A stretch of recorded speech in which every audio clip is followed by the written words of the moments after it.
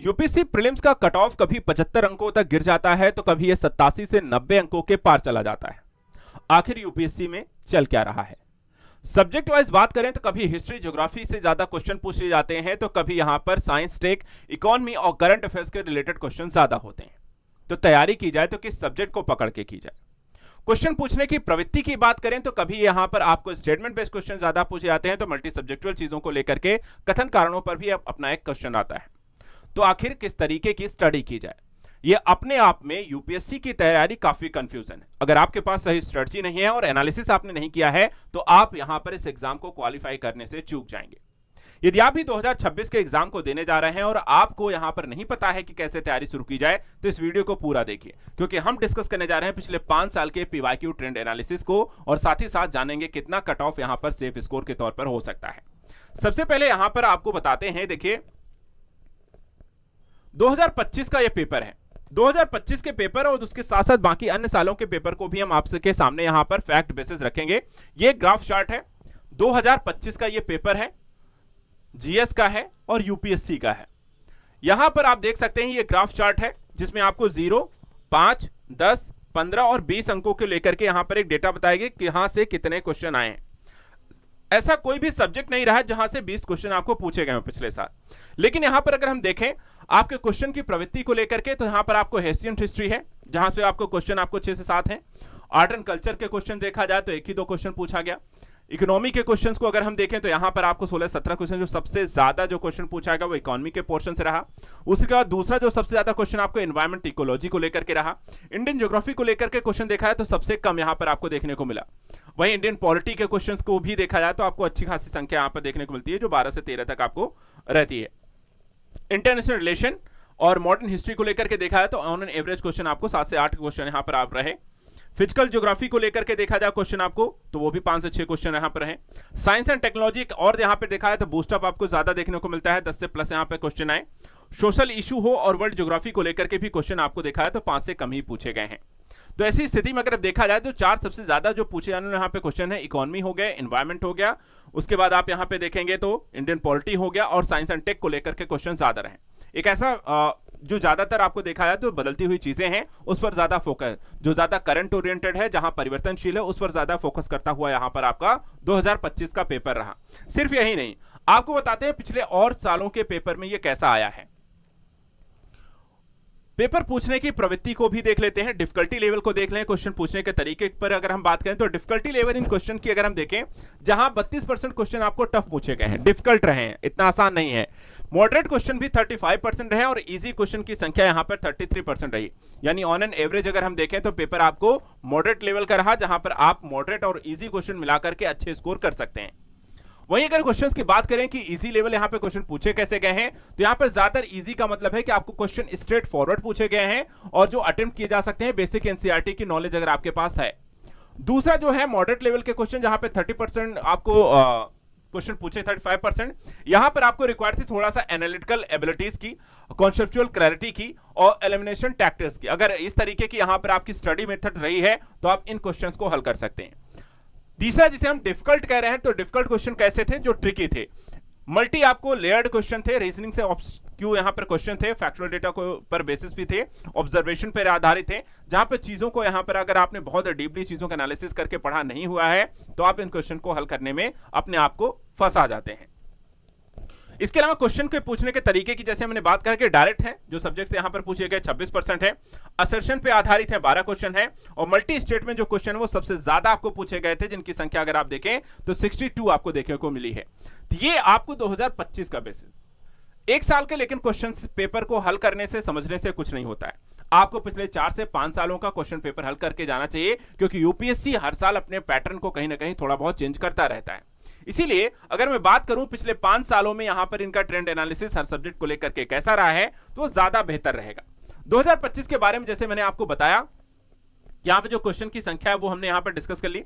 दूसरी तरफ अगर हम देखें 2024, 2023, 2022, 2021 में एनवायरमेंट को लेकर के क्वेश्चन की संख्या जहां पे 15 देखने को मिली है, 12, 22 और 16 इनकी आपको पिछले 4 सालों में क्वेश्चन रहे हैं।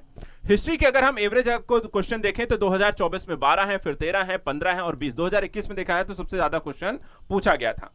इसके अलावा हम देखें ज्योग्राफी को लेकर के जो क्वेश्चन पूछने की प्रवृत्ति रही है वो 18, 16, 8, 14, एक ऐसा पेपर जहां पर आपको ऑन एन एवरेज हम 15 से क्वेश्चन 14, 16, 18 रहा है। एक ही साल ऐसा रहा जहां वो 10 से कम गए, यानी कि ज्योग्राफी को लेकर के क्वेश्चन पूछने की प्रवृत्ति हमेशा ज्यादा रहती है। इकोनॉमिक्स को लेकर के यहां पर सबसे ज्यादा पूछे जाने वाला सब्जेक्ट का पेपर है, यानी कि अगर आप यूपीएससी की तैयारी कर रहे हैं तो एक ऐसा सब्जेक्ट जहां सबसे ज्यादा क्वेश्चन पूछा जाता है वो इकोनॉमी है, क्योंकि यहां आप देखें 21, 14, 14, 17, 15 क्वेश्चन आपसे पूछे गए। साइंस एंड टेक्नोलॉजी को लेकर के देखें तो 15, 13, 15, 11, 12, पॉलिटी भी 15, 15, 12, 9, 17 और करंट अफेयर्स भी 13, 13, 18, 18, 15। तो ये क्वेश्चन पूछने की जो प्रवृत्ति अगर आप देखेंगे तो ये कुछ ऐसी है, लगभग ऑन एन एवरेज यहां पर हम हर एक पहलू को डिफाइन, जैसे सोशल हमने पिछले 2025 के पेपर को ज्यादा एनालिटिक्स ज्यादा सब्जेक्ट में डिवाइड करके देखा था, यहां पर हम मोटे मोटे सब्जेक्ट पर अगर हम डिवाइड करके देख रहे हैं तो भी यहां पर ऑन एन एवरेज आपके जो ऐसे सब्जेक्ट हैं जिसपे ऑन ऐसा नहीं है कि किसी एक सब्जेक्ट की पकड़ अगर आपकी अच्छी है तो आप अच्छा कर ले जाएंगे, लगभग हर एक टॉपिक पर 10 से ज्यादा क्वेश्चन वो पूछ रहे हैं और इसलिए आपको लगभग हर एक सब्जेक्ट की यहां पर जो नॉलेज है वो ऐसी होनी चाहिए कि आपको 2 सब्जेक्ट में 3 सब्जेक्ट में अगर पकड़ अच्छी है तो क्वालिफाई कर ले जाओगे, तो वो एक मेथड यहां पे नहीं अपना सकते हो। दूसरा चीज यहां पर हर सब्जेक्ट को एक इंपॉर्टेंस अपनी है, यानी इंपॉर्टेंट ये नहीं है कि आपको हिस्ट्री ही पढ़ के जाना है, ज्योग्राफी पढ़ के जाना है या पॉलिटी पढ़ के जाना है, आपको सभी सब्जेक्ट को इंपॉर्टेंस देनी है। वेटेज भी देखा जाए तो ऑन एन एवरेज अगर आप देखेंगे सबका वेटेज जो है वो आपका एक ही जैसा है, बहुत ज्यादा यहां पर आपको डिफरेंस नहीं आपको देखने को मिलता है। इसके अतिरिक्त अगर हम देखें यहां पर करंट अफेयर्स को लेकर के एक मान्यता रहती है कि बहुत ज्यादा क्या क्वेश्चन आते हैं या नहीं आते हैं, तो यहां पर आप देख सकते हैं वहां पर भी क्वेश्चन आपको बहुत पिछले कुछ सालों में यहां पे क्वेश्चन ज्यादा आते थे, जहां बात करें 22, 21 और 23 में, लेकिन पिछले 2 सालों में अगर हम देखें तो यहां पे 13 क्वेश्चन ही आपको आए हैं, यानी करंट अफेयर से क्वेश्चन कम पूछे गए हैं। लेकिन ऐसा नहीं है कि वहां से नहीं पूछा जाएगा या हर साल ऐसा ही रहेगा, वो कुछ सालों में ऐसा भी कर सकता है यूपीएससी कि आपको ज्यादा क्वेश्चन भी पूछ ले, तो इसको भी यहां पर ध्यान में रखकर चलना है कि पैटर्न कभी भी यूपीएससी आपको चेंज कर सकता है। इसी तरीके से अगर हम बात करें कट ऑफ को लेकर के भी 2025 के पेपर में कट ऑफ को लेकर के क्या प्रवृत्ति अपनाई गई है, अब जैसा पेपर होगा वैसा ही कट ऑफ आएगा। कट ऑफ को लेकर के देखा जाए तो 2025 में जो एक्सपेक्टेड यहां पे आपको कट ऑफ रही है, जनरल के लिए 80 से 85 बताई जा रही है, ईडब्ल्यूएस के 78 से 83, ओबीसी की 79 से 84, एससी की 70 से 75 और एसटी की आपको 70 से 75 रही है। यानी कि कट ऑफ को देखा जाए तो यहां पर आपको 2025 की आपको किसी भी वर्ग में आपको 85 को क्रॉस करती हुई नहीं गई, यानी कि बहुत ज्यादा, क्योंकि पेपर ऐसा आया था कि जहां बहुत ज्यादा आपको कट ऑफ नहीं गया है। इसके अलावा हम देखें पिछले 5 सालों के कट ऑफ को लेकर के भी अगर बात कर लेते हैं कि पिछले 5 साल में कट ऑफ यहां पे कैसा रहा है हर एक वर्ग के हिसाब से, तो 2018 से लेकर के 2024 तक के कट ऑफ को अगर हम देखें जनरल कैटेगरी को लेकर के, तो देखा जाए 2018-19 में जो है कट ऑफ सबसे ज्यादा थी, जो 98 नंबर पे थी। इसके बाद ये गिरती है 2020 में 92 पे आती है, फिर उसके बाद एक बार फिर से गिरती है 2021-22 में जो 87 और 88 पे रहती है। 2023 का पेपर जो सबसे टफ पेपर माना गया था और इस साल जो है कट ऑफ गिर करके 75 तक आ गई थी, और इसके बाद फिर से 2024 में 87 थी और इस साल भी यहाँ पे 85 का राउंड माना जा रहा है। इसी तरीके से हम ईडब्ल्यूएस सेक्शन को अगर हम देखें तो इनकी भी जो कट ऑफ है 70, 80, 82, 68 और 85 मानी गई है। ओबीसी वर्ग की बात करें तो यहां पर भी इनकी भी कट ऑफ जो है 96, 95 आपको रही है 2018-19 में, फिर आपको 89 रही है 2020-21 में, उसके बाद देखा है तो 87 रही है आपको 2022 में, 74 रही है 2023 में और उसके बाद 87 रही है 2024 में। यानी अगर ओबीसी वर्ग के प्रिपरेशन अगर आप कर रहे हैं अभ्यर्थियों, तो वहां पर आपकी जो कट ऑफ आपको देखना जाए तो ऑन एन एवरेज 85 से 90 के बीच रखनी है। और इसी तरीके से अगर हम बात करें एससी वर्ग के लिए, तो इनकी कट ऑफ जो यहां पर निकल के आ रही है वो 84, 82, 74, 75, 74, 59 और 79 आ रही है। एसटी की बात करें अलग अलग सालों में ये 83, 77, 68, 70, 69, 47 और 74 रही है। तो यहां पर भी आपको कट ऑफ जो है हर एक वर्ग को लेकर के पीडब्ल्यू 1, 2 और 3 की भी जो कट ऑफ रही है वो 73, 70, 60, 49, 40, 69 रही है। तो यहां पर सब एक वर्गों की कट ऑफ जो है वो बहुत ज्यादा आपको देखने को नहीं मिली है।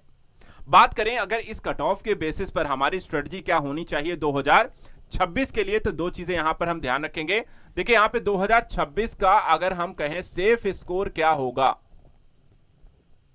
तो आप सभी को हर एक वर्ग के हिसाब से अगर मैं बताऊं, देखिए यहां पे जनरल कैटेगरी की अगर बात करें तो इनका एवरेज जो आता है 90, 98, 88, 87 और इस साल भी 85 तक रहा है।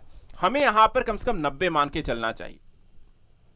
90 देखा जाए पिछले 4-5 सालों में 90 क्रॉस नहीं हुआ। 2020 से लेकर के 2025 तक आपको 90 से ऊपर आया नहीं है, कट ऑफ कभी गई नहीं है पिछले 5-6 सालों में। इसलिए अगर जनरल कैटेगरी की बात करें तो इनके लिए सेफ स्कोर की कितना होगा, 90 मानकर चलते हैं। अगर 2026 का आप एग्जाम दे रहे हैं तो आपको 90 टारगेट करके जाना है कि मुझे 90 तक कम से कम अंक लेकर आने हैं। इसी तरीके से अगर ईडब्ल्यूएस सेक्शन की बात करें तो इनका भी 90, 70, 80, 82, 68, 85 इनका भी ऐसा रहा है, तो इनको भी कम से कम यहां पर आपको 87 तक लेकर चलना चाहिए, आपको भी यहां पर 50। ओबीसी वर्ग की बात करें इनका 96, 95, 89, 89, 87, 74, 87, तो इनको भी यहां पर 90 ही मानकर चलते हैं। जनरल और इनका लगभग आपको सेम रहा है, कभी बार आपको देखा जाए जो कट ऑफ रही है।